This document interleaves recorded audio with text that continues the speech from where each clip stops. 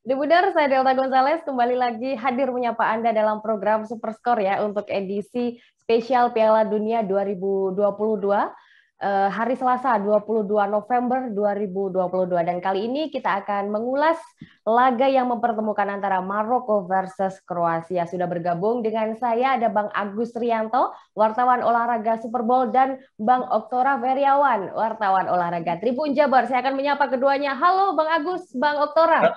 Halo Mbak Delta, Kang Halo Oto. Mbak Delta. Apa kabar? Sehat nih, harus semangat ya Piala Dunia. Harus semangat karena Piala Dunia baru bergulir beberapa hari saja, masih jauh finalnya ya ini ya. Dan ini kita akan ngomongin dari grup F, laga perdana antara Maroko versus Kroasia. Di sini langsung saja saya ke Bang Agus terlebih dahulu ya. Memang Maroko tidak terlalu diunggulkan dan belum punya prestasi yang cemerlang satupun selama ini. Nah, bagaimana tanggapan dari Bang Agus terkait performa timnas Maroko? Iya, Maroko di grup F ini memang bukan bahkan tidak diunggulkan untuk lolos ya. Terus lawan Kroasia aja berdasarkan peringkat sangat jauh. Kroasia di 12, Maroko di 22. Tapi perlu juga diingat Maroko punya potensi untuk mengejutkan seperti mereka lakukan pada tahun 86. Ya. Di mana mereka justru lolos jadi sebagai juara grup, lolos ke 16 besar dengan mengalahkan Portugal dan menahan Inggris serta Polandia. Tapi di babak 16 besar mereka kalah dari Jerman Barat memang. Melihat pemain-pemain yang mereka bawa sekarang juga potensi untuk memberikan kejutan ada. Ya, oke. Untuk yang skuad kali ini ya. Dan memang prestasi terbaik yaitu tadi sudah disebut oleh Bang Agus di tahun Piala Dunia tahun 86 keluar dari fase grup dan masuk ke babak 16 besar itu yang terbaik selama ini. Nah, kalau dari Kroasia, Bang Oktora, kita tahu Kroasia seperti apa on fire-nya selama ini. Dan nampaknya masih membawa semangat di Piala Dunia yang kemarin ya, karena mereka berhasil merangsek ke final walaupun finish sebagai runner-up, tapi memang banyak pujian yang datang ke timnas Kroasia ini. Nah, akan seperti apa Kroasia saat bertemu dengan Maroko besok? Iya. Bicara tentang Kroasia, sudah tentu inilah tim penasaran ya. 98 mereka merebut posisi ketiga, kemudian 2018, 20 tahun kemudian mereka merebut posisi runner-up. Ya. Nah, saatnya inilah kesempatan emas, kesempatan terakhir mungkin ya di generasi emas dari Kroasia ini untuk bisa meraih titel juara dunia gitu. Ada beberapa pemain yang masih dibawa pelatih di 2018 untuk tetap menjadi kekuatan utama Kroasia di musim ini. Sudah jelas Luka Modric, kemudian ada juga Kovacic, yang kehilangan cuman Ivan Rakitic mungkin ya. Mudah-mudahan kehadiran Brozovic, Kovacic bisa, mungkin Pulisic ya bisa menambal hilangnya Ivan Rakitic yang sudah pensiun dari timnas. Gitu, Mbak Delta. Ya, oke. Memang Zlatko Dalic ini membawa nama-nama yang sudah dibawa sebelumnya di Piala Dunia Rusia. Ada Brozovic, tentu saja Luka Modric dan juga Kovacic dan ik-ik yang lain, ada Ivan Perisic juga ya. Oke, kita ke Bang Agus ini. Kalau dilihat ya, Maroko di sini membawa nama-nama besar. Meskipun negaranya juga tidak diunggulkan, namun jangan salah karena ada nama-nama besar di dalam skuad Maroko. Banyak yang berpengalaman pula bermain di Liga Top Eropa seperti Hakimi, Ziyech, bahkan juga El Hadadi. Nah, bisakah mereka berkontribusi besar saat melawan Kroasia nanti?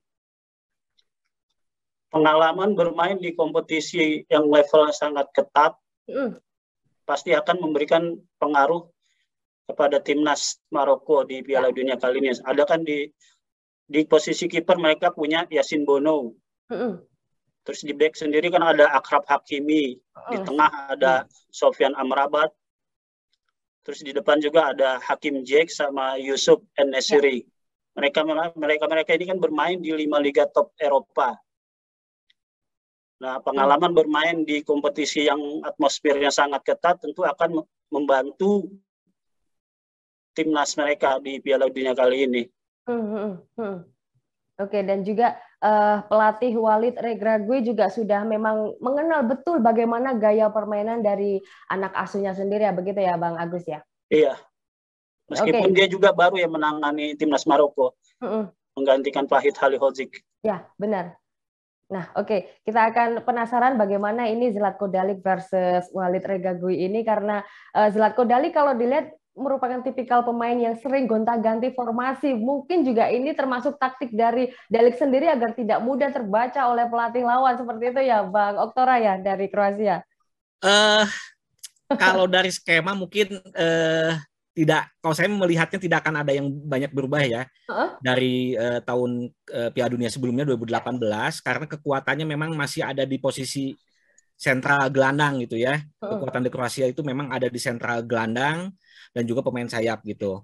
Jadi kalau dari segi skema mungkin kolektivitas permainan yang seperti ditunjukkan oleh Luka Modric dan kolega di lini tengah Kroasia di Piala Dunia 2018, saya kira masih akan dipertunjukkan mereka di Piala Dunia saat ini. Apalagi usia dari penggawa dari para gelandang ini kan bukan usia yang masih muda lagi gitu ya. Benar. Modric udah 37 tahun, saya kira dengan permainan tensi tinggi dengan kecepatan, saya kira tidak akan bisa menjamin mereka bisa bermain cukup baik ya. Hanya kolektivitas yang bisa mereka mainkan saat ini untuk bisa meraih atau untuk bisa membayar penasaran mereka untuk bisa jadi juara dunia setelah kompetisi sebelumnya juara ketiga, kedua.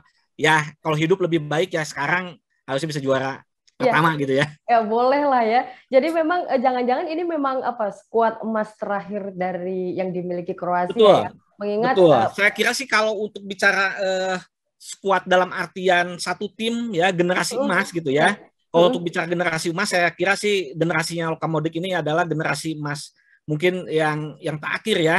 Kalau yang muncul-muncul satu pemain, dua pemain di Kroasia, saya yakin ke depan pasti akan banyak gitu ya. Bermunculan satu pemain, tapi untuk generasi satu tim yang emas mungkin inilah generasi terakhir dari Kroasia gitu. Ya, benar. Jadi nggak hanya Messi yang berhak mendapatkan trofi Piala Dunia. Di sini juga masih ada Luka Modric dengan usia yang segitu juga masih ambisi untuk bisa mengangkat trofi Piala Dunia di tahun 2022 ini. Oke, Bang Agus, yang menarik di sini adalah duel bintang Chelsea. Maroko punya Ziyech, sementara Kroasia punya Kovacic. Kalau dari Bang Agus seperti apa nih? Apakah Ziyech bisa menjadi pemain kunci saat bertemu dengan Kroasia nanti?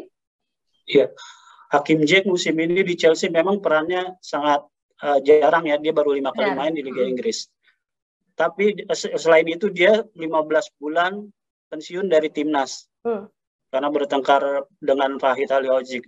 Nah dia dipanggil lagi sama Walid Regragui. Nah dengan pemanggilan itu berarti Walid ini tahu betul kan kualitas Hakim Ziyech.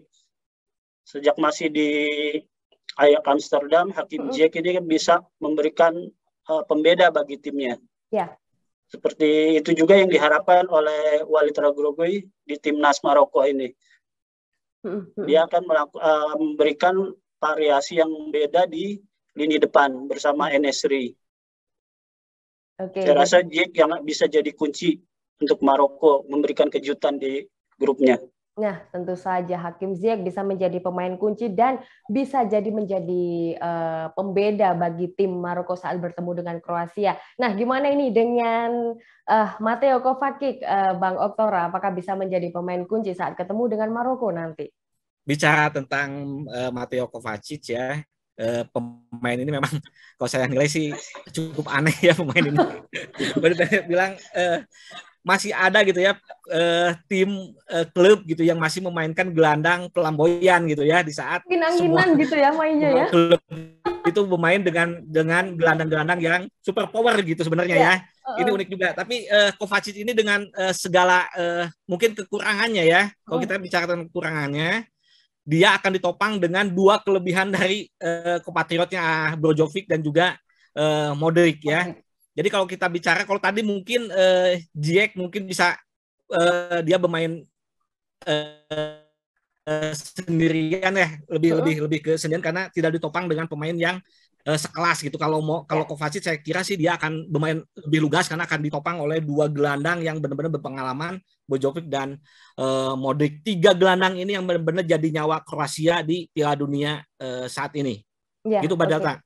Jadi memang tidak ada pemain yang bisa muncul sendiri kalau dari Kroasia. Bahkan mungkin Modric sekalipun Modric bisa berjaya, pasti juga akan ada peran penuh dari kanan kirinya maupun depan belakangnya seperti itu ya. Oke, masih di Bang Oktora. Lantas kalau seperti itu, berapa nih prediksi antara Maroko dan juga Kroasia untuk skornya?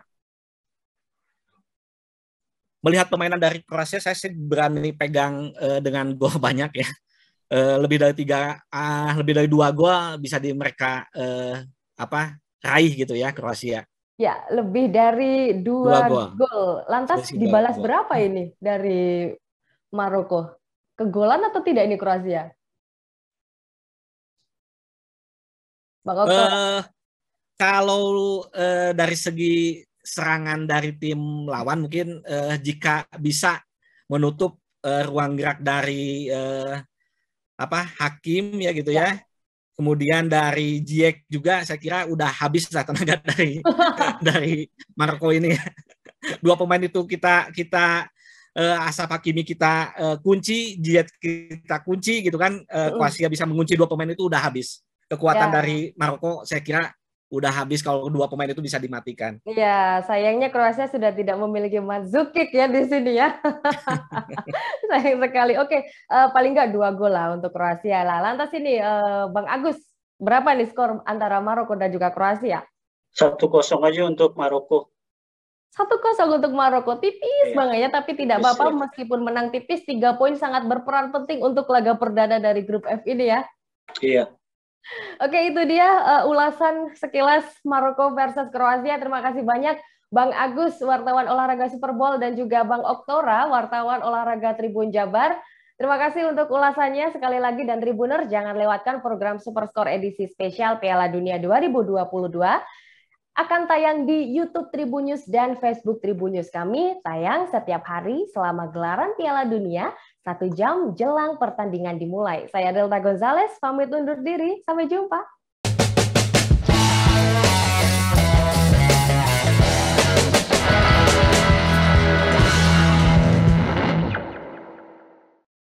Jangan lupa like, subscribe, dan share ya.